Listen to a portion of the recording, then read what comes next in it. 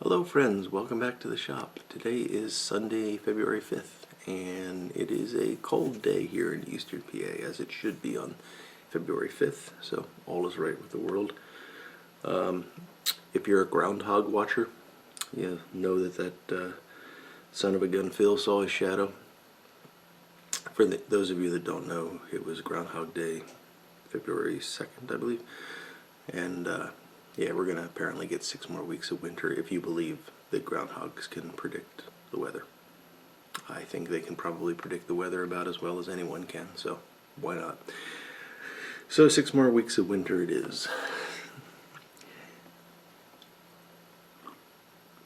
That's okay, as long as I've got a warm place to have a pipe, I don't care. It's interesting, it is. There's something very special about being outdoors and having a pipe, or a cigar for that matter. It's a different experience, and I can't quite explain it, even if you're just sitting in your own backyard.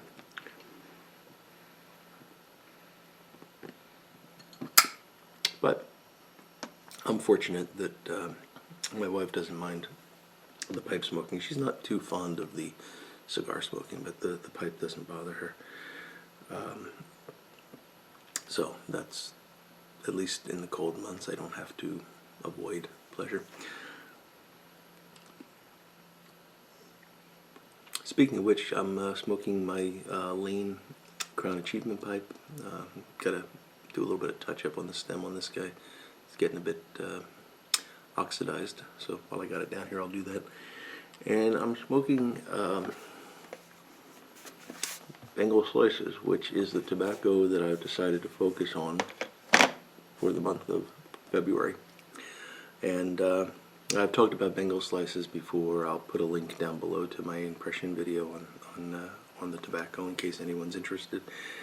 Yeah, it's a great tobacco. I love it. I loved the original. I think that they did a fantastic job of approximating the original, and yeah, it's a great blend. I'm really glad to be focusing on it this month and enjoying this tin already. Opened it. Actually, I think I opened it on Groundhog Day, February 2nd. I think I tell time by Groundhog Day. It's a big holiday for me.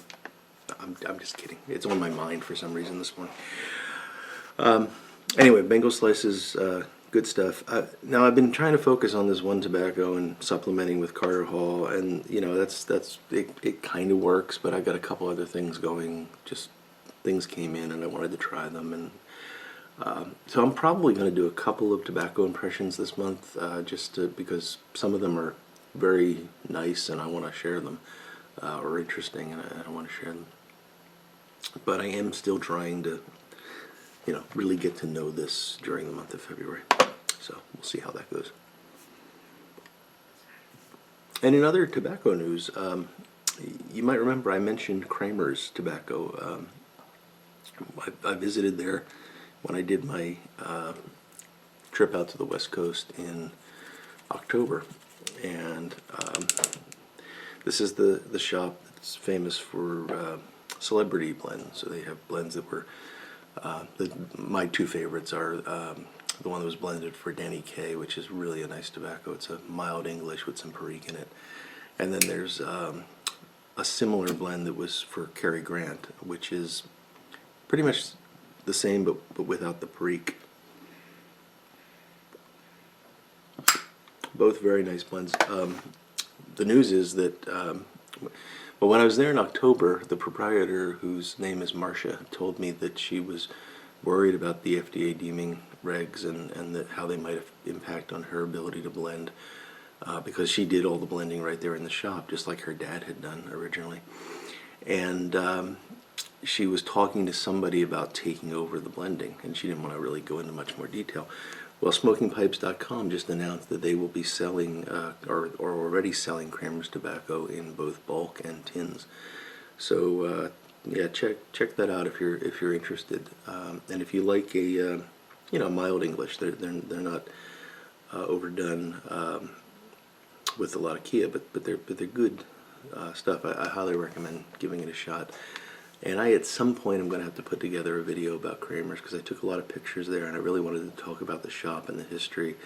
I just haven't had time to really script it out. So I'll try to do that sometime in the coming months, probably.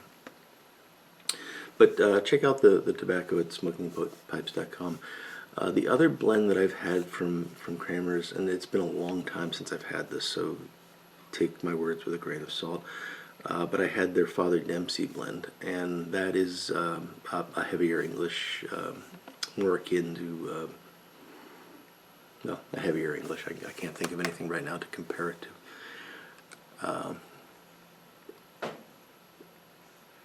It was, if I recall correctly, it was quite good, but it did have noticeable a lot of camp.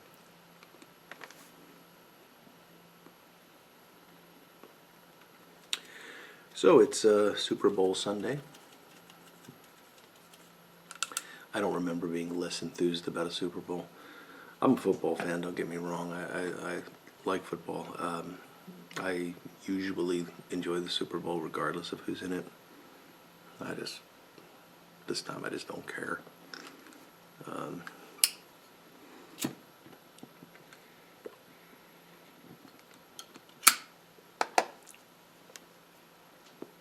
You know, there's this weird human nature thing where we root for underdogs, and that's all well and good, but I think there's another side to it where we'll often start to root against successful, whether it be successful teams or successful people. We sometimes just view them as, I don't know, maybe as having had enough or something. I don't know.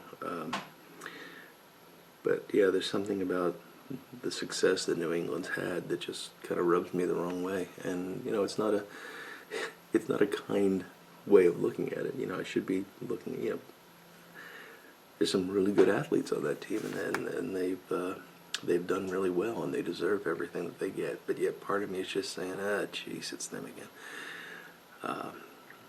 And I'm sure if they're your team, you never feel that. But there's just something in me. Maybe it's just me, but I think it's sort of the other side of that human nature coin where you always root for the underdog. You also find yourself eventually rooting against the overly successful.